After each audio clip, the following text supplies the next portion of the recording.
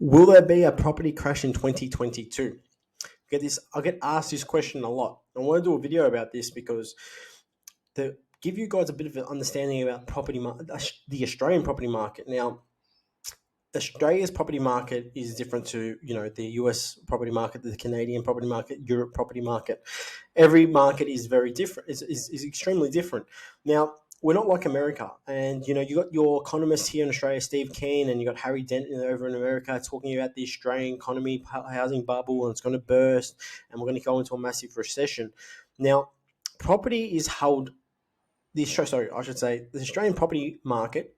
40% of the Australian economy is held up by the Australian property market.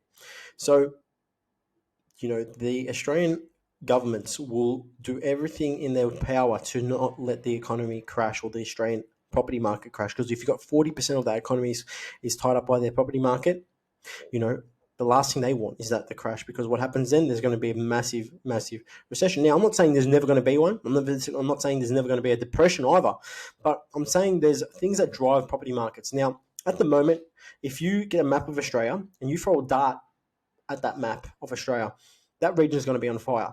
96% of Australian regions are on fire at the moment. They've had double-digit growth.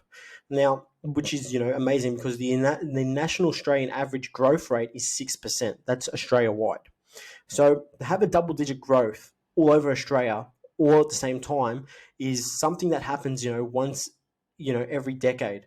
Now, it happened back in 2000, or every 20 years. It happened back in 2000, and now it's happening again. But is that sustainable? Not for every property market. And why I say this is because, property is driven by certain fundamentals. Now, at the moment, there's a lot of speculation. There's supply versus demand as well. There's not many properties getting listed at the moment on the property market. So, a lot of speculation. But then, of course, if we sift out the speculation and I guess the supply versus demand in these regions, we want to start looking at things that are driving the market. And this is where it goes back to just basic fundamentals, which I think a lot of people miss out on, is infrastructure projects. Infrastructure projects is number one. That is super important. Why? Because that's stimulating the economy. So things like a new motorway, maybe a new university, a secondary port, or a port upgrade, or a secondary airport, or a new schools getting developed, or new stadiums, new cannabis farms, solar farms, or renewable energy farms, things that are really, really going to impact the economy, hospitals and all the rest of it. These things here have a massive effect on the economy. Why? On those, and especially those regions. Why? Because there's going to be a shift of people. There's going to be job creation. So there's going to be a large number of jobs. Now, people are going to move there because of, desirability, maybe because it's a great location, but not just that, more importantly, because of, I guess, work commitments. Everyone needs a job. And if there's a lot of opportunity with great jobs there, a lot of people are going to move to those places. Then it comes down, I guess, to, the economic drivers. What's driving the economy? So you got to be looking at regions that are being driven by certain economic drivers. And when I mean that, I mean, there's a thing, you can look up how many industries are in a town. And, ABS data has 22 industries, and you break it down. So you got mining, let's say you got retail, you've got construction, you've got healthcare, you've got educational, got administration, all these different types of industries.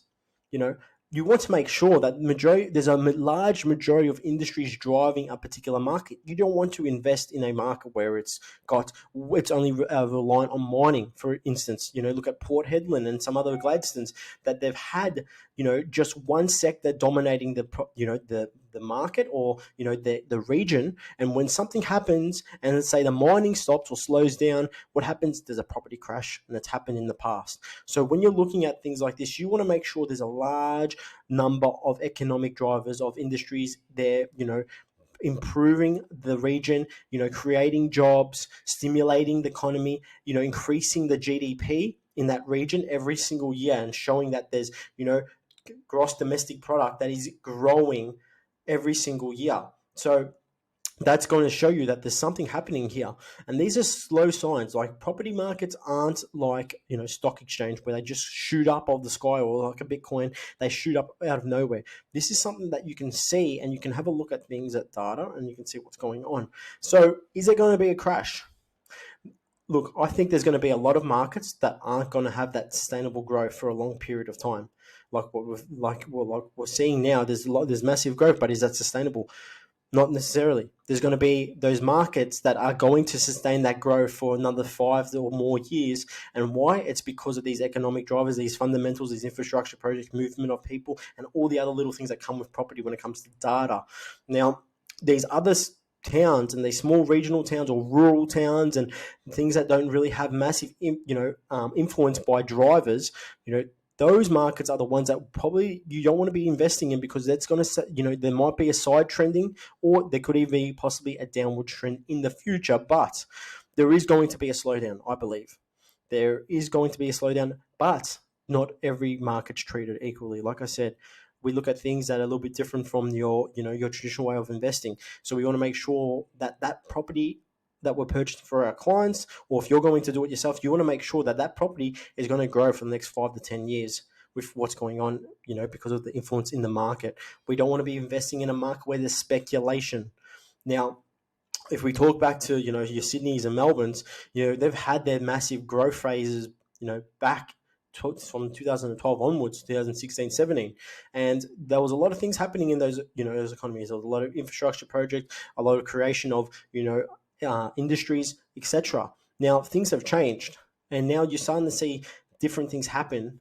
But now you're starting to see a lot of speculation. There's a lot of supply versus demand, which takes up a lot of the research part of things. But when that comes, if you wipe out that supply versus demand and you start looking at the basic fundamentals, and you start looking at, like I touched on before, if those things aren't lining up with that supply versus demand, there's something that you want to make sure that you're making a great informed decision, and there's nothing yet that you're minimizing your risk in property.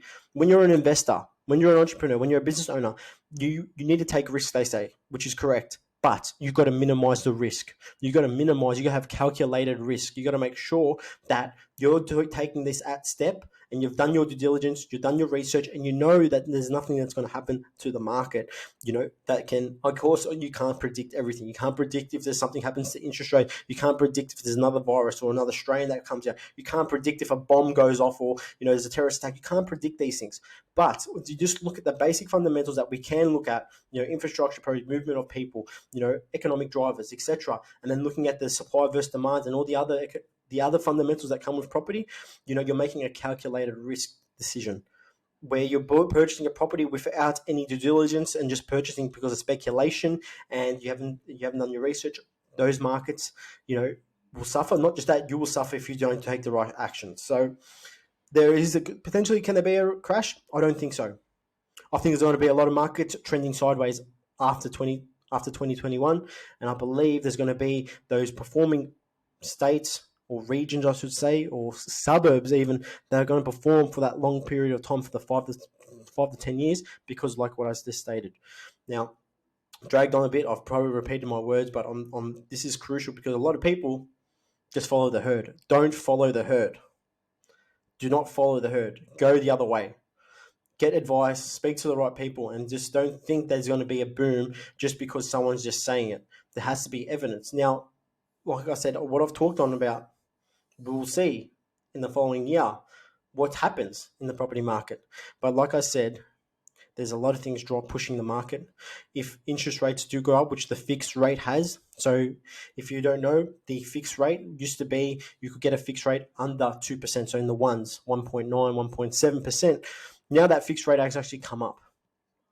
But by that coming up, people think, oh, geez, they're going to start increasing interest rates. Not necessarily. They just pushed up the fixed interest rate. So then the traditional interest rate is still at the same level of what it is. The cash rate is still the same. Of course, their lending criteria, which the banks have now tightened to try and, try and stop, I guess, some of the riskier buyers going out there where they're overcapitalizing. They've tightened up their criteria. So it's a little bit harder to get a little bit access to credit. So your borrowing capacity can get shot a bit. And so they're trying to slow it down in that aspects. But will that have an effect on the market? Not necessarily. Interest rates don't have that much of an effect on the property market, to be quite honest. There's a lot of other things that come with property. Property is like a jigsaw puzzle. It's not just one thing. There's multiple other things. So if you want to know more about this, If you want to sit down, have a chat, and you're not sure and you're wanting to invest and you've got some concerns, just reach out, because it's always good to get some advice. When it comes to something like this, a financial asset, and you're borrowing other people's money, which is the banks, you want to make sure that you're taking the right action and making sure that you're not making an informed decision, and that you're going to pay for that down the track. Now, I've made mistakes myself, and I know other people have made mistakes when it comes to property. And believe me, it hurts. It hurts. But just making sure you do the right thing and getting the right advice as well. And it aligns with your personal situation. That's the most important. So thank you for watching this video.